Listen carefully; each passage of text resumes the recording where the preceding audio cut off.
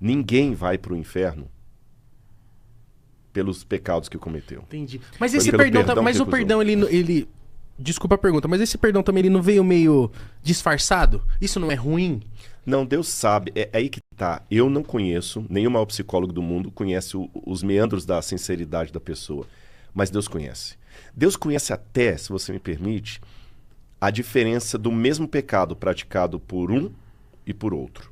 Eu vou dar um exemplo para você. Quem estuda um pouquinho de psicologia, e não que eu seja psicólogo, mas eu já fiz tanta terapia que a melhor maneira de ser mecânico é tendo um carro que dê problema, né? Sim.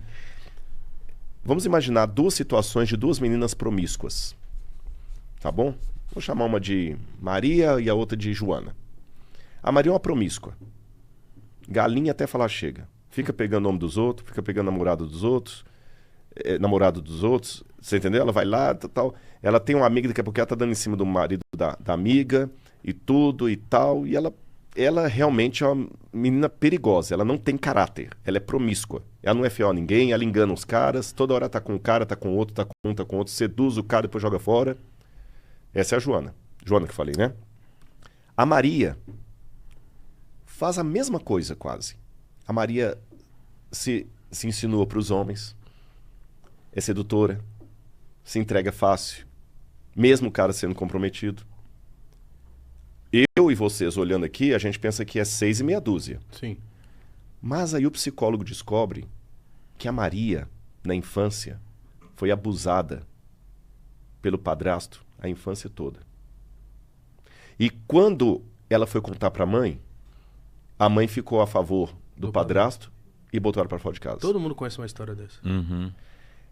Se você soubesse os efeitos colaterais de um trauma de abuso que deixam na vida adulta de uma mulher, você entende o que ela está fazendo aquilo. Sim. Veja bem, eu não pus pano quente sobre o erro, eu não falei que é correto, mas eu tenho que ter a sensibilidade de saber que, embora as duas estão tendo o mesmo comportamento, uma é por mau caratismo, a outra é um trauma de infância. Talvez, sei lá, tem 1000 coisas que fazem a mulher ficar assim depois. Cada uma reage de um jeito. Às vezes ela perdeu completamente o respeito por si mesma. Às vezes no inconsciente dela ficou assim, eu só vou ter um homem se eu me insinuar por ele. Eu tenho que me punir pelo que eu fiz com minha mãe. Sei lá. Há várias coisas. Até ela conseguir a cura terapêutica para ela se libertar daquele comportamento, ela vai ser tão promíscua quanto a outra. Agora, Deus consegue ver a diferença entre uma mulher e outra mulher. Eu e vocês não. Por isso que a Bíblia deixa bem claro que duas coisas bíblicas. O que é errado, mas não julguem a ninguém para que vocês também não sejam julgados. Por exemplo, um psicopata, então. Por exemplo, ele nasceu bugado, alguma coisa ali. E aí? O que acontece? Ele é doente? É doente, só que Deus também não fala para a gente tirar as consequências do erro. É mais ou menos assim. Se eu dirigir a 180 km por hora... Tô provocando. Eu tô provocando. E se o pneu estourar, a natureza, a vida não vai perguntar se eu tô tirando um racha ou se eu tô levando minha mulher para o hospital que ela vai ganhar neném. Uhum. Estourou. Então Deus também não tira as consequências. Mas o lindo da história é que, independente das coisas que te aconteçam, se você se entrega a vida a Deus, Ele consegue ir escrevendo a sua história. Por isso que a Bíblia não é feita só de pessoas certinhas. Você tem um cara como Sansão, o cara nasceu do avesso, rapaz. Sempre com problema e tudo e tal. Mas conforme o tempo passa, Rodrigo, isso me faz crer que a gente tem cada vez mais a que aprender com Jesus. Porque, a gente vê isso acontecendo hoje cada vez pior. Julgamento.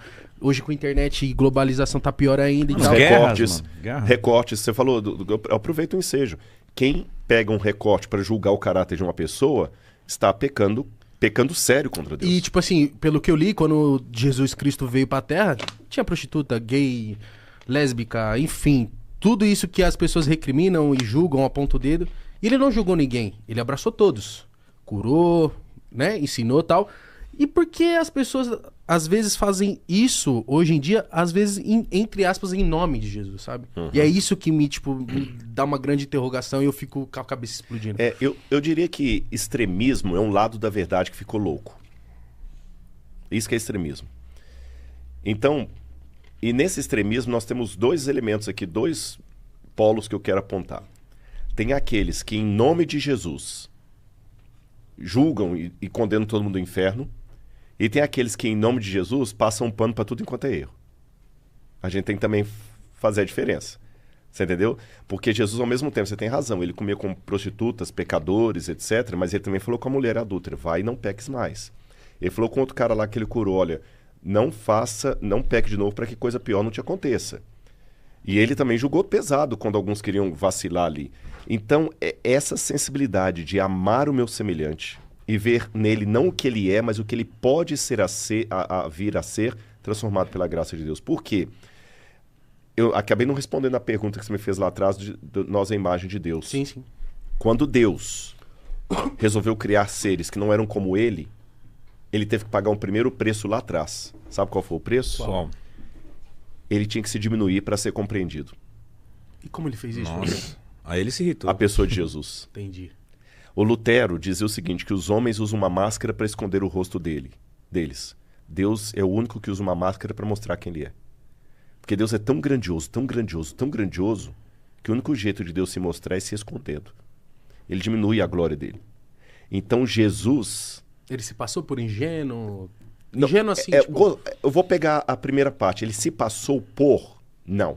Ele se tornou um de nós. Foi o preço para nós compreendermos. Tem uma outra história que eu conto também, que é como se fosse um aquário com peixes do mar. Essa história, na verdade, é de Philip Yancey.